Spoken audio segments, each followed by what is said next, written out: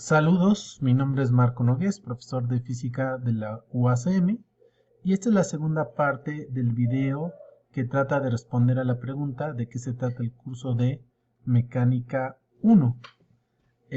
Ahora vamos a abordar los grandes temas del curso y vamos a empezar con el de cinemática, donde vamos a tratar de contestar a la pregunta cómo describimos el movimiento de situaciones naturales. Y bueno, nuevamente les pido que lean con detenimiento esta cita del físico Juan Manuel Lozano y de su libro, y que paren el video si es necesario. Uno de los objetivos del curso es poder conocer acerca de cómo se dieron las investigaciones históricamente sobre los fenómenos naturales, y Galileo Galilei es sin duda alguna uno de los personajes principales eh, que dieron lugar a la ciencia como hoy la conocemos. Ahí tienen un vasto resumen acerca de todo lo que hizo. Y bueno, a nosotros nos interesa en particular el hecho de que definió el concepto de aceleración y encontró la ley de la caída libre, y que también formuló las primeras versiones del concepto de inercia. Todo esto tiene que ver con el entendimiento de el movimiento. También es interesante remarcar que tuvo líos con la Santa Inquisición debido a que las posiciones que defendía Galileo iban en contra de las posiciones que tenía la Iglesia acerca del movimiento. Entonces es muy importante entender que la ciencia también se da un cierto contexto, y que es interesante entender las repercusiones de los descubrimientos, la comunicación y lo que sucede con la ciencia. Esto ahora que estamos en la pandemia de COVID-19 también lo hace también muy relevante. ¿Qué es o qué entendemos por un movimiento natural? Bueno, pues el movimiento natural por excelencia es cuando dejamos caer un cuerpo. Ya Aristóteles, un griego que vivió muchísimos antes de Galileo, había dicho que el movimiento tenía que ver con las propiedades de los materiales. Entonces, si un objeto estaba compuesto por material tierra, su tendencia es ir hacia la tierra y hacia un estado de reposo. Galileo justamente fue el que cambió la manera de abordar este problema, y lo que él se preguntó más bien es cómo podemos describir el movimiento, con qué cantidades físicas. Y lo primero que se dio cuenta es que pues era muy difícil ver y medir cosas con el movimiento de caída libre normal. Justamente, y hablando acerca de la naturaleza de la ciencia, existen ciertos elementos que son comunes a la indagación científica. Los científicos, mujeres y hombres, tienen un pensamiento crítico y creativo, utilizan una documentación extensiva en sus anotaciones, en sus diarios, y al mismo tiempo también en revisar lo que se sabe del movimiento. Se cuenta con un gran poder de observación, donde, como hemos visto, es poner atención en detalles que quizá no se hayan considerado con anterioridad, y el gran poder de trabajar y colaborar con otros.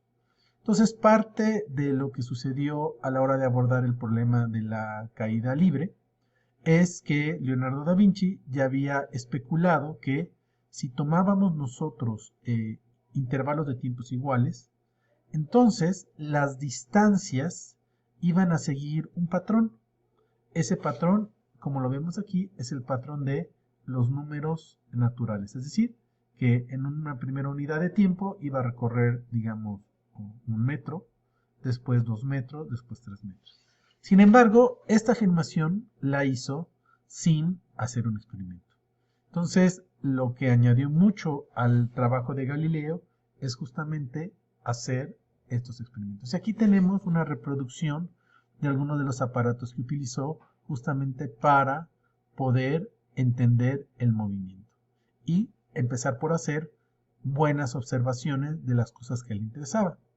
Lo primero que hizo fue darse cuenta que un plano inclinado ralentizaba el movimiento, pero que las propiedades eran las mismas, que necesitaba algo para medir el tiempo y las distancias.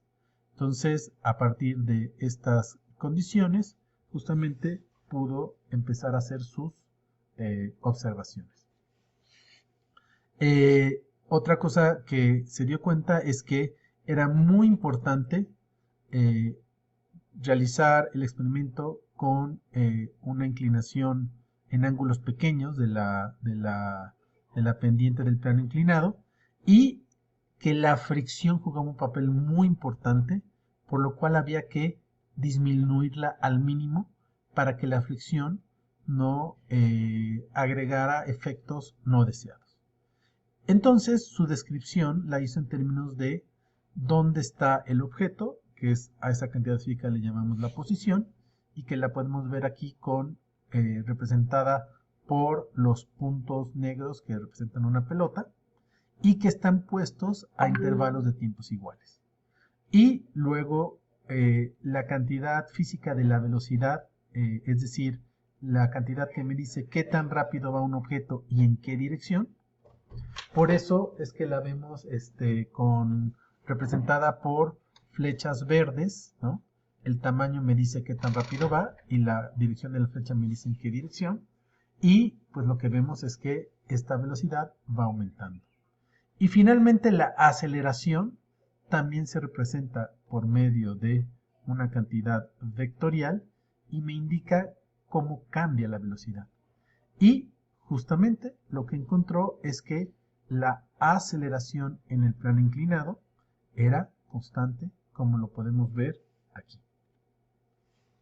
Una cosa muy importante que vamos a trabajar a lo largo del curso es justamente esta parte de las representaciones de los modelos, donde estamos nosotros haciendo simplificaciones e idealizaciones de las cosas, dejando fuera los detalles que no consideramos importantes para concentrarnos de los elementos clave. Podemos entonces, a partir de una situación simplificada, considerar, por ejemplo, que el objeto acelera, va cada vez más rápido, con cambios de velocidades iguales, en tiempos iguales, es decir, con aceleración constante.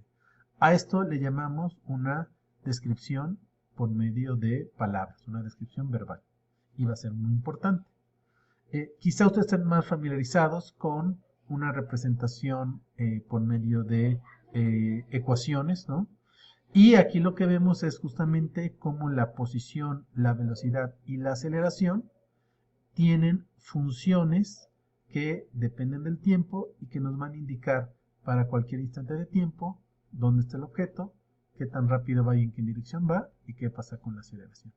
Y toda función puede ser representada también por medio de gráficas, por lo tanto la representación por medio de estas gráficas también va a ser muy importante porque nos permite visualizar y buscar relaciones que normalmente sería más difícil con su formato. Aquí me parece importante resaltar la importancia de las matemáticas en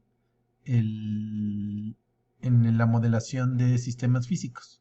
Entonces estamos utilizando por un lado la herramienta de los vectores como una manera de representarlo. Entonces esos se necesitan de matemáticas para poder saber cómo se suman, y también el uso de las funciones, donde aquí la conexión tanto con álgebra y geometría analítica y con cálculo diferencial va a ser muy importante.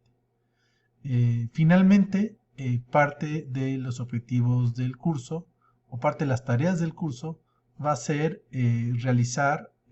recrear el experimento de Galileo para poder ver las dificultades, preguntas y retos que tuvo que sortear Galileo para encontrar su famoso resultado sobre el movimiento en un plano inclinado.